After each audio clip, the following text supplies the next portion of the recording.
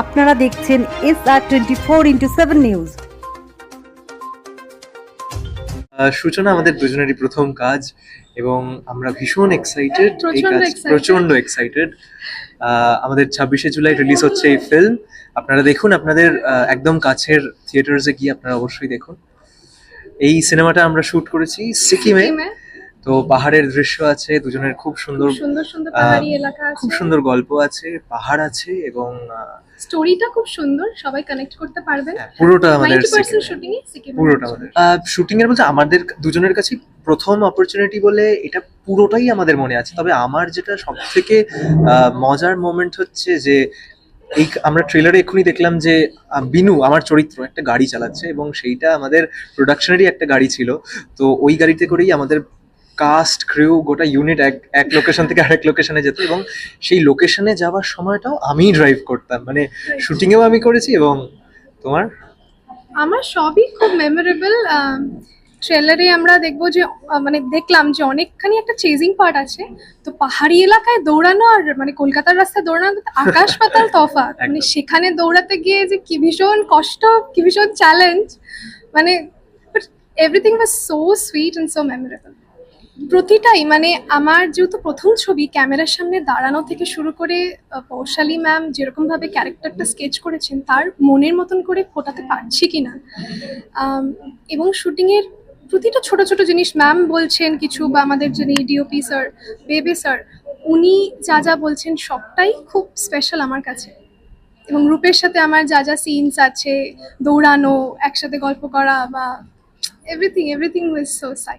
সূচনা নিয়ে অনেক আশাবাদী, প্রচুর আশা, কারণ প্রথম ছবি নিয়ে সবার একটা বেশি আশা থাকে, প্রথম কাজ নিয়ে এক্সাইটমেন্টও বেশি।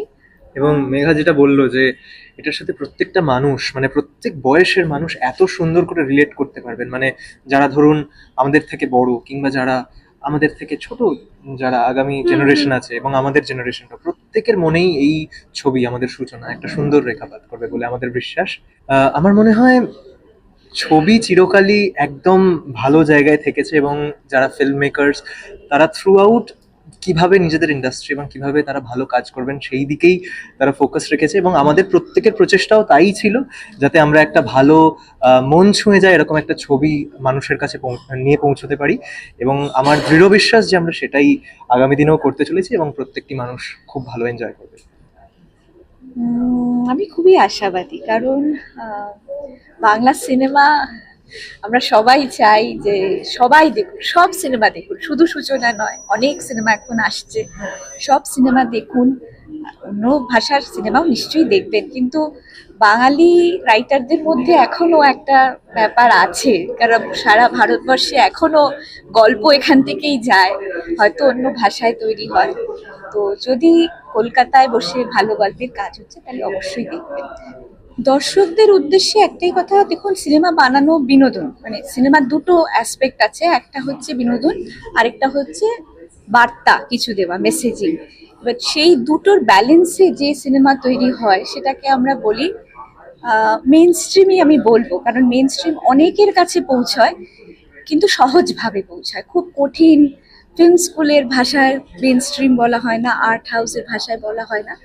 তো দর্শককে এটাই বলা যে সিনেমা দেখুন, সিনেমা আপনারা নিজেরাও ফিল করবেন যে ওইটুকু সময়ের জন্য স্টোরি ওয়ার্ল্ড, গল্পের দুনিয়ায়, গল্পের জগতে সেই উইশ ফুলফিলমেন্ট সম্ভব, যেটা রিয়েল ওয়ার্ল্ডে অতটাও তাড়াতাড়ি হয়তো সম্ভব না। তাই জন্য ওটা আমাদের কাছে একটা ইন্সপিরেশন, একটা লার্জার দেন লাইফ একটা জায়গা, যে এইটা হতে পারে, এটা করা যেতে পারে, গল্পের দুনিয়া যেটা তৈরি করতে পারে মানুষ, সেটাই সিনেমা রিপ্রেজেন্ট করে।